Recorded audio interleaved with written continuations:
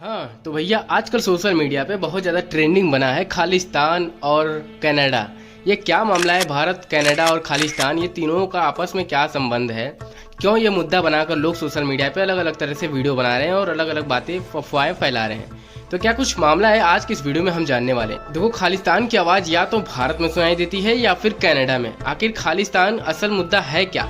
तो खालिस्तान वो असल मुद्दा है जो भारत का है, लेकिन इसकी जंग लड़ी जा रही है कनाडा में। अभी भारत और कनाडा के रिश्तों के बीच जो तख्ती आई है उसकी भी इकलौती वजह है खालिस्तान। तो आखिर जिस खालिस्तान का भारतीय इतिहास में इतने खून खराबे से भरा पड़ा है, जिसमें प्रधानमंत्री से लेकर मुख्यमंत्री तक की हत्याएं हो चुकी है, उसकी जड़ें कनाडा तक कैसे पहुंची? और आखिर अब ऐसा क्या हुआ कि पूरी दुनिया में कनाडा ही ऐसा मुल्क बन गया है जहां खालिस्तान ने अपना अड्डा जमा लिया है? आज बात करने वाले हैं, इसी पर हम विस्तार से जानेंगे। सभी सवालों के जवाब आज की इस वीडियो में हम जानने वाले हैं। देखो, जो भी तुम लोग अभी तक वीडियो देखे होंगे खालिस्तान के ऊपर और कनाडा के ऊपर, जितनी भी कहानियां, तमाम कहानियां आप लोगों को सुना होगा, उन सभी को भूल जाओ और आज की इस वीडियो को जानो। और जो मैं बताने वाला हूँ शायद ही कोई बताया होगा, तो इस वीडियो को ध्यान से देखना। प्लीज अपने छोटे भाई को सपोर्ट करो और चैनल को सब्सक्राइब कर बेल आइकन प्रेस करो। तो चलो शुरू करते हैं आज की ये कहानी।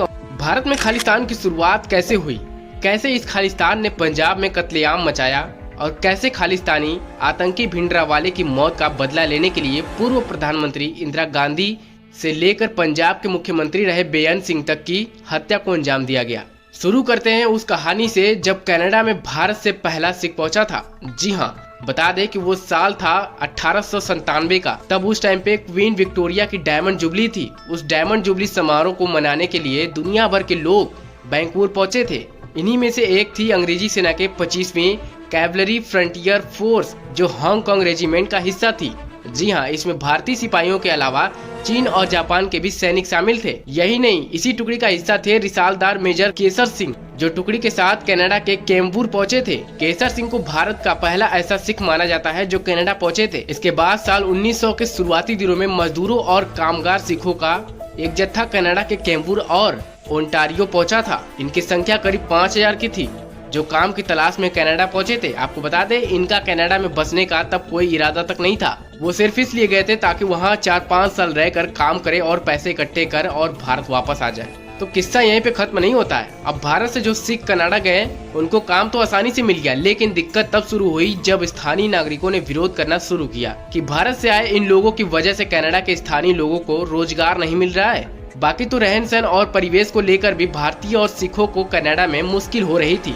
बता दें कि कनाडा में थोड़ी सख्ती शुरू हुई। नतीजा ये हुआ कि 1906 तक जहां हर साल करीब 2500 भारतीय सिख कनाडा जा रहे थे, वो 1907 से 1908 में महज दर्जन भर ही जा पा रहे थे। बता दें, हालांकि जो भारतीय सिख कनाडा में पहुंच गए थे उन्होंने हार नहीं मानी और अपने तक हर मुमकिन कोशिश करते रहे कि वो कनाडा में खुद को मजबूती के साथ बनाए रखे। तो भैया इसी कोशिश के तहत तमाम विरोधों को दरकिनार कर 19 जनवरी 1908 को कनाडा में सिखों ने पहला सार्वजनिक कीर्तन आयोजित किया था। हाँ, आपको बता दें, हालांकि तब भारत से कनाडा जो भी लोग गए थे उनमें महिलाएं और बच्चे शामिल नहीं थे, लेकिन बलवंत सिंह को जब कनाडा जाना था तो उसकी पत्नी करतार गर्भवती थी। बता दें कि उन्होंने और ये भी दलील दी थी कि उनकी पत्नी को देखभाल करने वाला कोई नहीं है, तो उन्हें अपने पत्नी के साथ ले जाने की इजाजत मिल गई। इस तरह से बलवंत सिंह और करतार का जो बच्चा हुआ वो कनाडा में हुआ था। इसके साथ ही बता दें कि उसका नाम रखा गया हरदयाल सिंह। 28 अगस्त 1912 को पैदा हुए हरदयाल सिंह को कनाडा में पैदा पहला सिख माना गया था। तो भैया सारे मुसीबत की जड़ तो पैदा हो चुका है, तो अब मुसीबत आने ही वाली है ना। तो देखो, इस 20 तारीख 23 मई 1914 को इस दिन कोमागाटामारू नाम का एक जापानी जहाज कनाडा के एक वैंकूवर पहुंचा था, जिसमें 376 भारतीय भी सवार थे। इनमें से अधिकांश सिख भी थे। इस जहाज को फंड किया था भारतीय उद्योगपति गुरदीप सिंह बंधु ने, लेकिन तब कनाडा ने इस जहाज के लोगों को वैंकूवर में उतरने नहीं दिया था। करीब 2 महीने तक जहाज पर सवार सभी लोग बंधक बने रहे थे। इसके साथ आपको बता दें कि इस जहाज को 2 महीने बंधक बनाने के बाद भी कनाडा के इस जहाज को वापस भेज दिया गया था। और 23 जुलाई 1914 को जब ये जहाज भारत के कलकत्ता तट पर पहुंचा तो अंग्रेजों को लगा कि इस जहाज में विद्रोही हैं जो भारत से अंग्रेजी शासन को उड़ाना चाहते हैं। बता दें कि दूसरी तरफ जहाज पर बंधक बने लोगों का सब्र भी टूट गया और नतीजा ये हुआ कि अंग्रेजी सेना और जहाज पर सवार लोगों के बीच जंग जैसी स्थिति बन गई। इसके बाद आपको बता दें कि जंग हुई तो 22 लोग मारे भी गए। आपको बता दें कि पहला विश्व युद्ध शुरू हो गया तो दुनिया थम सी गई थी। विश्व युद्ध खत्म हुआ तो स्थितियाँ थोड़ी सी बदल गयी, जिसके बाद कनाडा ने बच्चों और औरतों को भी बसने की छूट दे दी। ये सिलसिला ऐसा चला कि फिर दूसरा विश्व युद्ध छिड़ा तो भारत से कनाडा जाने का सिलसिला थम गया था। आखिरकार जब दूसरा विश्व युद्ध खत्म हो गया तो स्थितियां पूरी तरह बदल गई थी। इसकी एक वजह तो ये थी कि दूसरे विश्व युद्ध के बाद संयुक्त राष्ट्र संघ बन गया था और कनाडा उसका सदस्य भी हो गया था। इसके साथ ही कनाडा अब किसी दूसरे देश से आए लोगों पर जुल्म नहीं करता था, क्योंकि संयुक्त राष्ट्र संघ और मानवाधिकार आड़े आ रहे थे। दूसरा ये कि कनाडा को अपनी अर्थव्यवस्था को बड़ा करना था, तो उसे सस्ते मजदूर चाहिए थे जो भारत में हमेशा मौजूद थे। बता दें कि धीरे धीरे करके कनाडा में सिखों को वोटिंग का भी अधिकार मिल गया और उनके अधिकार भी कमोबेश कनाडा के स्थानीय लोगों की तरह हो गए थे। 1962 आते आते भारत से कनाडा गए सिखों को वो सब अधिकार मिल गया जो एक काम कनाडा नागरिकाई के पास हुआ करता था। तो भैया बता दें कि और फिर इसके बाद हुआ ये कि सिखों की आबादी के लिहाज से कनाडा भारत के बाद दुनिया का दूसरा सबसे बड़ा मुल्क बन गया था। आज की तारीख में बता दें कि कनाडा में करीब 18.6 लाख भारतीय हैं और इनमें भी सिखों की संख्या करीब 7.8 लाख की है, जो कनाडा की कुल आबादी का करीब 2.1% है। तो भैया अब तो हुई कहानी सिखों के कनाडा पहुंचने की, लेकिन असल सवाल का जवाब अभी बाकी है कि आखिर कनाडा में खालिस्तानी आंदोलन कैसे पहुंचा। तो हाँ बता दें, इसकी कहानी शुरू होती है 1971 से 12 अक्टूबर 1971 को अमेरिका अखबार द न्यूयॉर्क टाइम्स में एक विज्ञापन प्रकाशित होता है। इस विज्ञापन में खालिस्तान को एक अलग देश के तौर पर मान्यता देने की बात हुई थी। इस विज्ञापन को प्रकाशित करवाया था जगजीत सिंह चौहान ने, जो अकाली दल की सरकार में डिप्टी स्पीकर और पंजाब जनता पार्टी के लक्ष्मण सिंह गिल के मुख्यमंत्री बनने के दौरान उनका वित्त मंत्री रहा था।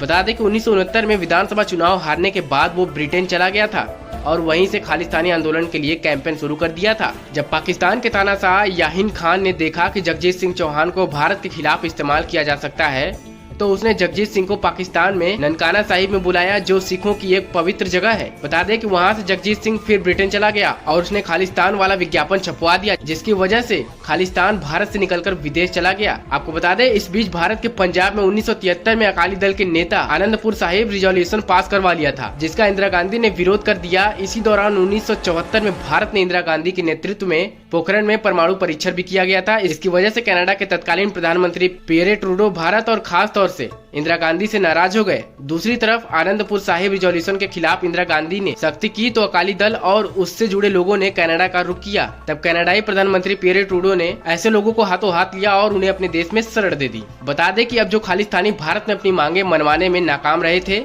वो कनाडा पहुंच गए और कनाडा की सरकार ने इंदिरा गांधी से बदला लेने की नियत से खालिस्तानियों को समर्थन करना शुरू कर दिया। इसी दौरान 19 नवंबर 1981 को पंजाब के एक खालिस्तानी आतंकी तलविंदर सिंह परमार ने पंजाब पुलिस के 2 जवानों को लुधियाना में हत्या कर दी और कनाडा भाग गया। बता दें कि इसके बाद पियरे ट्रूडो ने उसको राजनीति में शरण दे दी, जिसके बाद इंदिरा गांधी कटक गई। तो पियरे ट्रूडो से मिलकर इसकी शिकायत भी की और बताया कि खालिस्तान का समर्थन पियरे ट्रूडो को भारी पड़ सकता है। इंदिरा गांधी ने पियरे से ये भी कहा कि तरविंदर परमार को वो भारत को सौंप दे, लेकिन पियरे नहीं माने और इसकी यही वजह थी कि कनाडा में सिख समुदाय की वो बड़ी आबादी हो गई। इसी बीच आपको बता दें कि 26 जनवरी 1982 को एक और खालिस्तानी समर्थन सुरजन सिंह गिल ने कनाडा के वैंकूवर में खालिस्तान गवर्नमेंट इन एक्साइल का ऑफिस खोल दिया। उसने खालिस्तानी पासपोर्ट और करेंसी तक जारी कर दी। तो भैया आपको बता दें कि ये पूरे कनाडा को कब्जा करने वाले थे। हाँ बता दें कि भारत में जो खालिस्तानी आंदोलन चल रहा था और जिसे कुचलने के लिए इंदिरा गांधी हर मुमकिन कोशिश कर रही थी, उसे कनाडा में बैठे खालिस्तानी समर्थक पूरे सिख समुदाय पर अत्याचार बताकर